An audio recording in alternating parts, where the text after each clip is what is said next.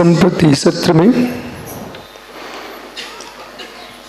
मंगलाचरण निर्गंत सागर जी, संचालन जिनसन भट्टारक जी और 3 मुरादों ने अपने आलेख का वाचन किया। शहर सागर जी वस्तुत्व में शरण योग, मुनिराज जितेंद्र सागर जी वस्तुत्व में इतिहास और मुनिराज निसंग सागर जी वस्तुत्व एवं वेदांत की समीक्षा। तीनों आलेख बहुत ही सुंदर रहे। जो जीव ब्रह्म की ओर जाता है तो ब्रह्म प्राप्ति के लिए सर्वप्रथम चाहिए वस्तु का वस्तुत्व। उपाय की प्राप्ति के लिए उपाय की आवश्यकता है। और तीनों विषय परस्पर में व्यापक भाव से युक्त है। ब्रह्म की उपासना चाहिए तो उपाय हमको चाहिए आचरण। कैसे समझो कि ऐसा करने से ऐसा होता है? इतिहास कहता है ऐसा हुआ था। एक प्रतिमा को स्थापित किया गया है, शांत पूर्ण वीतरागता से युक्त। वो जिन ब्रह्म कह रहा है मैं यूं ही स्थापित नहीं हूं। किसी के पिता होंगे तभी तस्वीर होगी, पिता नहीं है तो तस्वीर नहीं है। इतनी शांत प्रतिमा स्थापित की गई है। कोई शांत ब्रह्म को प्राप्त करने वाला अवस्था, उसका नाम तीर्थंकर है। परमात्मा अरिहंत है और ऐसे कोटि कोटि निर्गंत मुनि होकर के अरंत हुए हैं। इसलिए भारत की भूमि का प्रदेश प्रदेश साक्षी है। एक पुराने खंडहर और पर्वतीय तीर्थ ये घोषणा कर रहे हैं कि मुझे ढक लिया है, नष्ट नहीं किया। सत्य को ढका जा सकता है पर नष्ट नहीं किया जा सकता। आवृत किया गया है, विनाश नहीं किया गया है। किसी प्रतिमा पर तिलक लगा देने से जिन बिंब समाप्त नहीं हो गया, वस्त्र उड़ा देने से जिन बिंब समाप्त नहीं हो गया है, आवृत है। इसलिए पूर्व से पश्चिम, उत्तर से दक्षिण, भारत में ही नहीं विश्व में प्रतिमाओं की उपासना का कोई इतिहास है, उसका नाम जैन दर्शन है। भगवान गोमटेश बाहुली स्वामी यदि कर्नाटक में परम ब्रह्म के दर्शन करा रहे हैं तो मध्य प्रदेश में बाबुल आदिनाथ स्वामी, कैलाश पर्वत पर केदारनाथ बद्री विशाल, तो मित्र कहीं तिरुपति बालाजी में भगवान नेमिनाथ स्वामी, तीर्थंकर श्रीपुर पारसनाथ, मक्सी के पारसनाथ, सारे देश में संपूर्ण भूमि स्थलों पर जिन प्रतिमाएं इस बात को कह रही है, ऐसा कोई पहाड़ी जी म्यूजियम नहीं है, पुरातत्व नहीं है जहां पर जिन प्रतिमाएं ना हो, चाहे भारत देश हो चाहे विदेश हो। आपके हैदराबाद में, आंध्रा में, तेलंगाना में क्या विशाल जिन प्रेम है, जिन प्रतिमाएं, जिन तीर्थ हैं, इस बात को कह रहे हैं कि इतिहास साक्षी है। ये जैन शासन भारत में था, भारत का है, भारत में रहेगा और भविष्य में भी रहेगा। ज्ञानियों, सारे विश्व में सत्य, अहिंसा, आचार्य, ब्रह्मचर्य, अपरिग्रह का नाम करने वाला शासन है, वो जिन शासन है, इसके लिए जितेंद्र सागर ने अपने इतिहास की निरूपणा की। इतिहास कहता है कि भाई पहले मुझे भी समझिए, मुख्यार्थ बिना समृद्धि नहीं होती है, और समृद्धि यदि है तो मुख्यार्थ अवश्य होना चाहिए। प्रतिमा स्थापित की गई है तो कोई प्रतिमावान अवश्य होना चाहिए। और संपूर्ण विश्व में नाना रूपों से युक्त लोग मूर्ति स्थापित कर सकते हैं, लेकिन वीतरागता से पूर्ण, भरपूर शांत दशा से युक्त जिन प्रतिमाएं हैं, इसलिए परम ब्रह्म के पास पहुंचने के लिए इतिहास की निरूपणा चरणानुयोग कह रहा है। आपने निसंग सागरी घृत की तो व्याख्या किए, पकवान की व्याख्या किए, ये भी तो सत्य है। घृत की महिमा गाई जा रही है, घृत आया कहां से? प्रश्न करता हूं कि उत्तर भी इसी में है। उपेय की व्याख्या हो रही है, एक वह दिशा है अद्वैत दशा। तो जो अद्वैत दशा में एक पक्ष कहता है खर ब्रह्मोद्योन्यास्ते, दूसरा नहीं है, उसका सम्मीकरण कर देना चाहिए। मेरे निज आत्मा से भिन्न पर आत्मा का मेरे में कोई निवास नहीं है। जैन दर्शन क्या हो रहा है? खलु ब्रह्म, मैं खलु ब्रह्म हूं। यहां ब्रह्म से तात्पर्य ब्रह्मा जी नहीं है, यहां ब्रह्म से तात्पर्य आत्मा है। यहां ब्रह्म से तात्पर्य परमात्मा नहीं है, यहां ब्रह्म से तात्पर्य आत्मा है। जो आत्म ब्रह्म का आलम्बन लेता है वही जीव परमात्मा बनता है।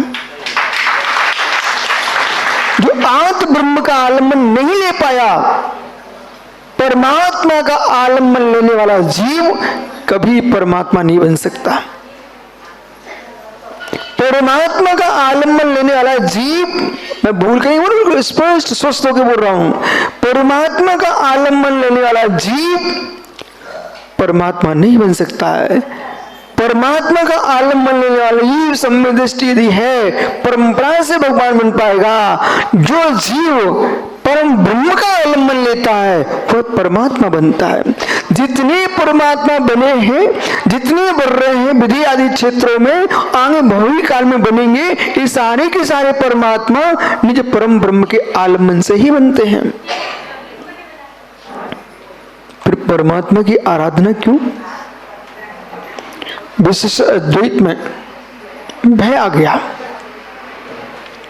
विशेष अद्वैत में भय आ गया कि रामानुजन को लगा कि सब भगवान की भक्ति छोड़ देंगे लोग। जैन दर्शन ने बड़ी व्यवस्थित व्याख्या की है। निश्चय भक्ति, व्यवहार भक्ति, द्वैत भक्ति, अद्वैत भक्ति, व्यवहार भक्ति, परमार्थ भक्ति, इसको हमने पूर्ण से अपना व्यवस्थित व्याख्यान करके रखा। किसी को डरने की कोई आवश्यकता नहीं है। यदि समय सार महत्वपूर्ण है तो प्रवचन सार भी है, प्रवचन सार महत्वपूर्ण है तो पंचाशी का है, पंचाशी का महत्वपूर्ण है तो नियम सार भी है, और नियम सार है तो मूलाचार भी है, मूलाचार है तो आपके पास जिनसे स्वामी का महापुराण भी है, हरिवंश पुराण भी है। ये सारे ग्रंथों को समझना चाहिए। इन सबको सुरक्षित करने वाला कोई है, उसका नाम आत्ममीमांसा, अष्टसहस्री, न्याय शास्त्र, इन सबको सुरक्षित करने वाले हैं। अब आगे एक प्रश्न आया था कि काला कलरवा जैनियों पर ही लगता है क्या? एक प्रश्न आया था, और कहीं नहीं लगता, क्योंकि आप जैन दर्शन में हो इसलिए आपको ऐसा लगता है। वो काला कलरवा सभी पर लगा है और सभी पर लगा है, और परिवर्तन इस जगत में होता रहेगा। लेकिन जब भगवान महावीर स्वामी से प्रश्न किया, समंतोद स्वामी ने से प्रश्न किया महावीर स्वामी ने कि हे वर्धमान, वर्धमान प्रश्न कर रहे पहले कि समंत भद्र, कि मेरा काल शाश्वत इतना महान है, फिर भी इसको मानने वाले लोग कम क्यों हैं, विशिष्ट है। सबसे प्रथम तो आचार्य समंतोद स्वामी ने जिस दृष्टि से उत्तर दिया है, उस दृष्टि से बड़ी गंभीरता में समझना चाहिए। और उत्तर देते देते उस उत्तर में आपको खोजना चाहिए कि आचार्य महाराज के अंदर कितना जैनत्व के प्रति, जिन शासन के प्रति संवेग भाव था। यदि आपको लगता है तो अप्पा साहब जितने श्रावक श्रावका हैं मंडप में बैठे हैं, हम इन सबको जिन शासन मानते हैं। आपका क्या लक्ष्य है? ये सब जिन शासन है। श्रावक श्रावक आ रहे हैं, जा रहे हैं, नमस्तु कर रहे हैं, मुझे कोई खेद नहीं आ रहा है। बोले क्यों? ये जिन शासन है।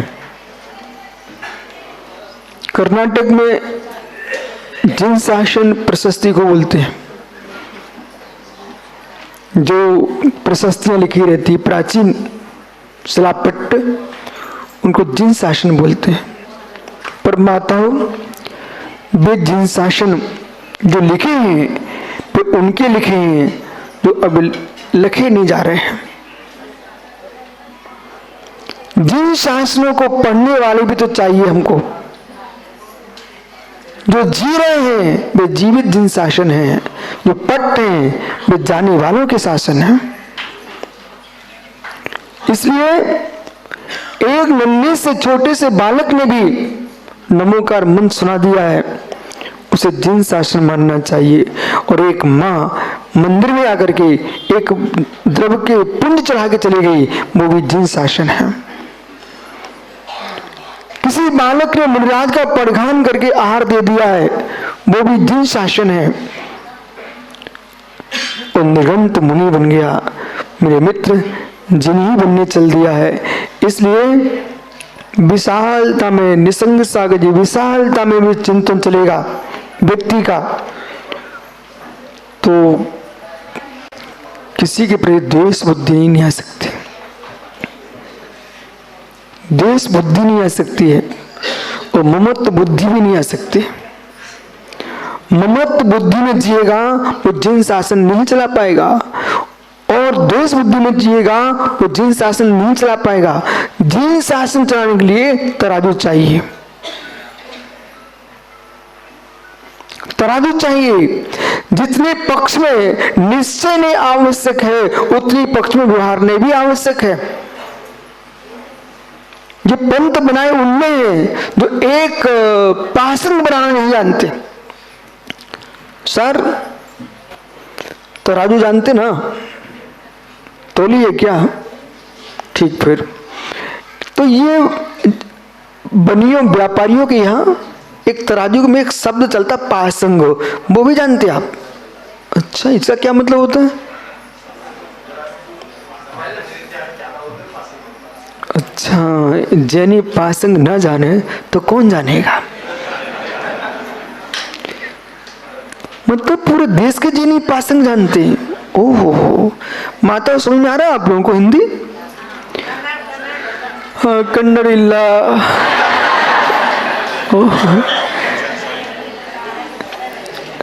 कन्नड़ स्वाध्याय ಮಾಡಬೇಕು, ಜಪ ಮಾಡಬೇಕು, ಭಕ್ತಿ ಮಾಡಬೇಕು, पूजा ಮಾಡಬೇಕು, प्रवचन ಮಾಡಬೇಕು। मराठी मराठी। ओहो,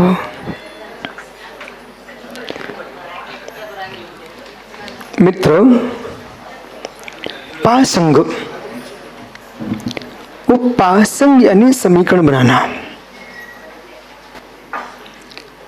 पलड़ा जरा भी ऊपर नीचे हो रहा है तो उसको पासंग डाल करके समान तुला कर देना, बराबर समीकरण बराबर। ओ हो, जैन कुल में जन्मा व्यक्ति लड़ते मिले, मतलब अभी ये व्यापारी भी नहीं है। बेही लोग समय के सागर, देश में वो विश्व में प्राणी मात्र के प्रति धर्म को प्रभावमान कर सकते हैं, जिनको पासंग बनाते बनता है। किस ओर आवश्यकता है उसी ओर पासंग डाल देते।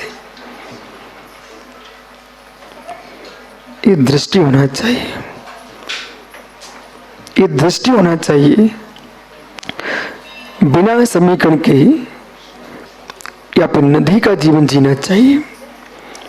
ये पासंग सर नदी बनाती है, पानी बनाता है। बहता बहता पानी, बहता बहता पानी कहीं गड्ढा मिल जाए तो फिर गड्ढे को भरेगा, फिर आगे चलेगा, बराबर। गड्ढे को भरेगा फिर आगे बढ़ेगा। बिना गड्ढे भरे पानी आगे जा नहीं सकता। ऐसे ही जिसके चित्त में विकार है, विकल्प है, उन्हें जब तक नहीं भरेगा तब तक ये जीव परम ब्रह्म की ओर जा नहीं सकता है। इसलिए चरणानुयोग पासंग है।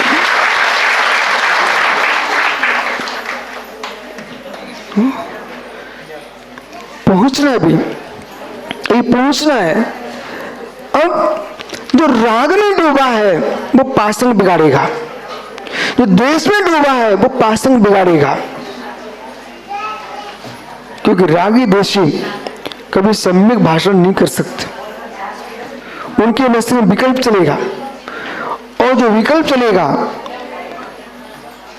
वो व्यक्ति कभी निर्विकल्पता की ओर जा नहीं सकता है। और जो ये सोचते हैं कि साधु जीवन एक निष्क्रमण्य जीवन जीने की शैली है। संजय, साधु जीवन एक निष्क्रमण्य जीने की शैली है। अब निष्क्रमण जो शब्द था उसका भी दुरुपयोग कर लिया महात्मा सुब्रत सागरी। एक कलयुग बड़ा विचित्र, अब तुम किसी क्षमा भी नहीं मांग सकते हो।